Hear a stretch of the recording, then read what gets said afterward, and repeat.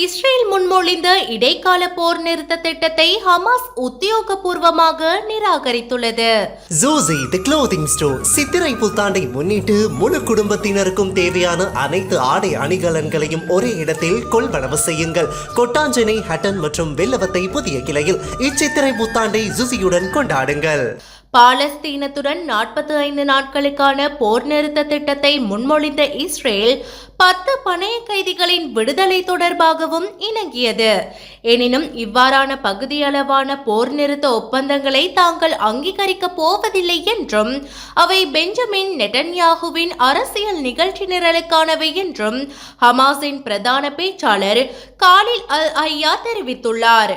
தாங்கள் நிறைவானதும் முழுமையானதுமான போர் நிறுத்த ஏற்பாட்டையே எதிர்பார்த்துள்ளதாகவும் அதன்போது தாம் அனைத்து பணைய கைதிகளையும் விடுதலை செய்ய தயாராகவே உள்ளதாகவும் அவர் குறிப்பிட்டுள்ளார். இதனிடையே காசாவின் கான் யூனுஸ் பகுதியில் இஸ்ரேல் ராணுவம் சரமாரி தாக்குதல் நடத்தியுள்ளது. இந்த தாக்குதலில் ஒரே குடும்பத்தை சேர்ந்த 10 பேர் உட்பட 23 பேர் உயிரிழந்ததாக தகவல் வெளியாகியுள்ளது.